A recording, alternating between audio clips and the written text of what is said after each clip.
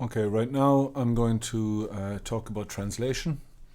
And the first thing I want to do is I want to introduce the different players in translation. So obviously, translation occurs on a messenger RNA strand. So if I draw the messenger RNA strand here, and I say this is the 5' end, and I say this is the 3' end, then somewhere along that messenger RNA strand, you're going to find a codon, and we're going to call that the start codon.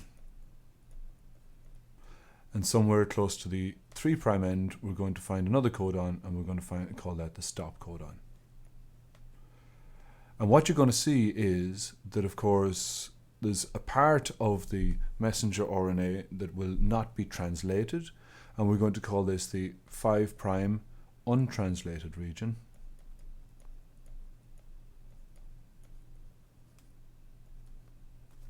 And over here, at this other end, we're going to have the 3' untranslated region. And in between, we have the translated region.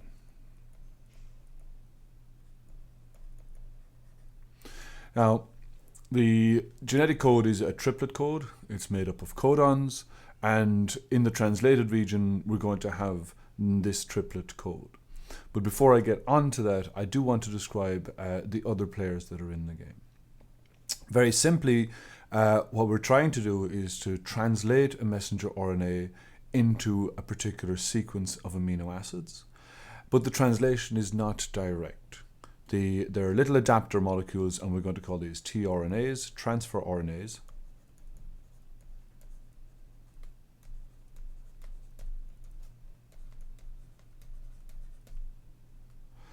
And these transfer RNAs are somewhere in the region of 70 to 80 nucleotides in length, NT nucleotides. And they have a particular kind of structure, which I'm going to try and draw now. So I'm drawing these lines, but of course here these are representing individual nucleotides in a chain, but I'm just going to draw it as a line. And the first loop we see on this is what we call the D loop. Then we've got an anticodon loop. Then we've got a variable loop that might or might not be present. It might be very extensive. It's quite extensive in eukaryotes. It may not be so extensive in prokaryotes. And then we've got another loop which we call the pseudouridine loop. This is the 5' end of the molecule, because it is an RNA molecule. This is what we call the D loop. This is the anticodon loop.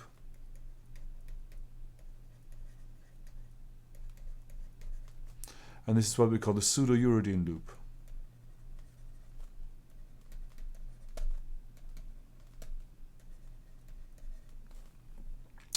And the interesting thing about the anticodon loop is that there are 3 nucleotides down here that are very, very specific. These 3 nucleotides combined make what we call the anticodon.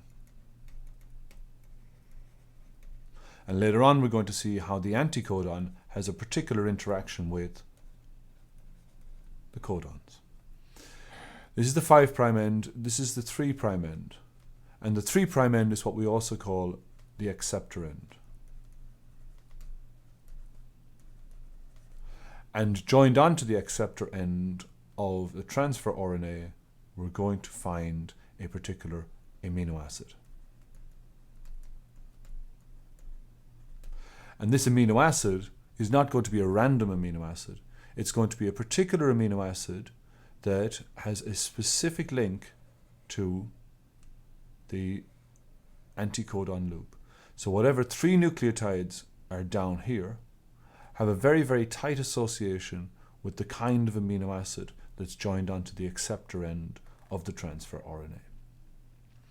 Now, just the last point I want to make is that the last 3 nucleotides in a transfer RNA are specific 3 nucleotides. They're CCA. And these 3 nucleotides are always the same 3 that are at the end of every transfer RNA. Now, how does this transfer RNA relate to the messenger RNA that we have up here? Well, I'm just going to briefly draw it, but going to get back to it later on, that the transfer RNA with the amino acid attached to it will bind to the messenger RNA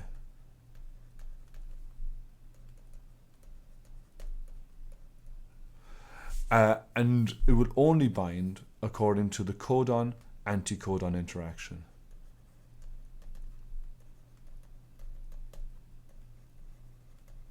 And so you don't get random transfer RNAs binding to random parts of the messenger RNA.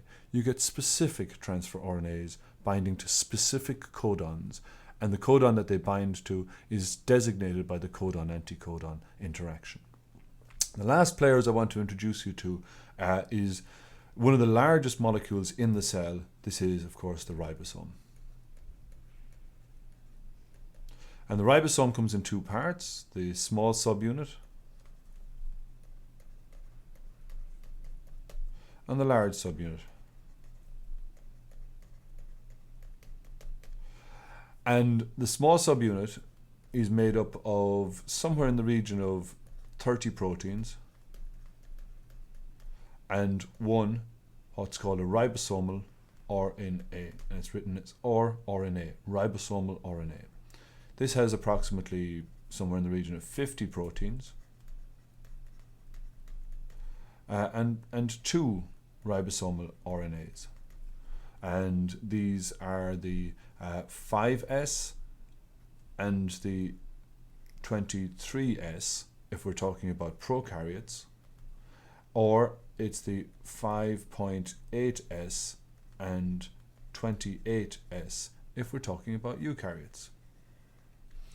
So these two subunits together form the ribosome. The ribosome is a very, very large macromolecule, and the ribosome is, if you like, the machinery that brings the transfer RNA and the messenger RNA together, facilitates the recognition of the codon-anticodon interaction, and provides the kind of resources that allow a new protein to be made. And I'll talk more about this in the next video.